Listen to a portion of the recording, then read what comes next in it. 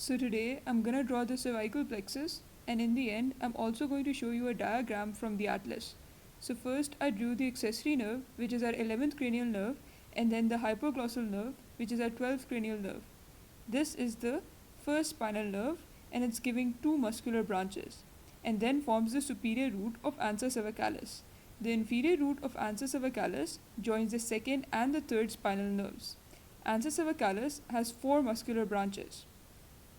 Now I'm going to draw the branches of the second spinal nerve. The second spinal nerve has many cutaneous and segmental branches. It is attached to the first and third spinal nerves. Here I'm drawing the transverse cutaneous branches, and now I'm going to draw the greater auricular and lesser occipital nerves. These are the segmental branches, and the second spinal nerve is also supplying the accessory nerve. Now I'm going to draw the branches of the third spinal nerve. The third spinal nerve is connected to the second spinal nerve, and it also has a root to the ansa cervicalis. Here I just drew the cutaneous branches, which are also supplied by the fourth spinal nerve. Here I'm drawing its branch to the phrenic nerve, which is also supplied by the fourth spinal nerve. Here I'm drawing the segmental branches, and the third spinal nerve is also supplying the accessory nerve. Now I'm going to draw the branches of the fourth spinal nerve. The fourth spinal nerve gives a branch to the phrenic nerve, and here I'm drawing the segmental branches, and the fourth spinal nerve is also attached to the accessory nerve. Now I'm going to draw the fifth spinal nerve. The fifth spinal nerve is not part of the cervical plexus. I'm only mentioning it here because it joins with the third and fourth spinal nerves to form the phrenic nerve. Now I'm going to label the diagram and also mention the muscles which the branches are supplying. This is the accessory nerve, which is our 11th cranial nerve, and this is the hypoglossal nerve, which is our 12th cranial nerve. C1 is supplying the geniohyoid and thyrohyoid muscles. C2 is forming the transverse cervical nerves, and the ansa cervicalis is supplying the superior belly of the omohyoid muscle, the inferior belly of the omohyoid muscle, the sternothyroid and sternohyoid muscles. C3 and C4 are forming the supraclavicular nerves, and C3, 4 and 5 are forming the phrenic nerve, which supplies the diaphragm. C1 and 2 have many segmental branches. This branch is forming the communication to vagus nerve, which is our 10th cranial nerve. And these three segmental branches are supplying different muscles. The first branch is supplying the rectus capitis lateralis. The second branch is supplying the longus capitis. And the third branch is supplying the rectus capitis anterior muscle.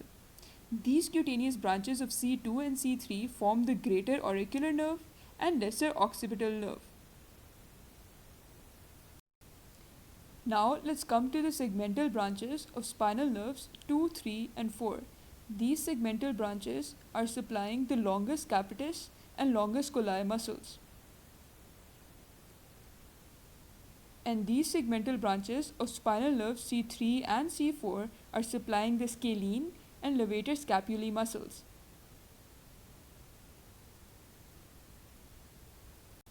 So this completes our cervical plexus. Now I'm going to explain it with the help of a diagram from the atlas. Before getting to the diagram, I wanted to mention that I made a mistake while labeling. This is cranial nerve 11, not 9. In the audio, I did say that it's the 11th cranial nerve, but I labeled it incorrectly. The cervical plexus has cutaneous branches and muscular branches. The cutaneous branches include the lesser occipital nerve, the greater auricular nerve, the supraclavicular nerves, and the transverse cervical nerves. The muscular branches include the segmental branches, which are these. The segmental branches of C2, C3 and C4 are supplying the longus capitis and longus colli muscles. The segmental branches of C1 and 2 are supplying the rectus capitis lateralis, longus capitis and rectus capitis anterior muscles, and this segmental branch is a communication to the vagus nerve. These segmental branches of C3 and C4 are supplying the scalene and levator scapulae muscles. Here the ansa cervicalis has a superior and an inferior root. The ansa cervicalis is supplying the superior belly of omohyoid muscle, the inferior belly of omohyoid muscle, the sternothyroid muscle, and the sternohyoid muscle. Here the C1 fibers are supplying the geniohyoid muscle and the thyrohyoid muscle. C3, C4 and fibers from C5 join together to form the phrenic nerve, which supplies the diaphragm. Here the S denotes the grey ramus from superior cervical sympathetic ganglion.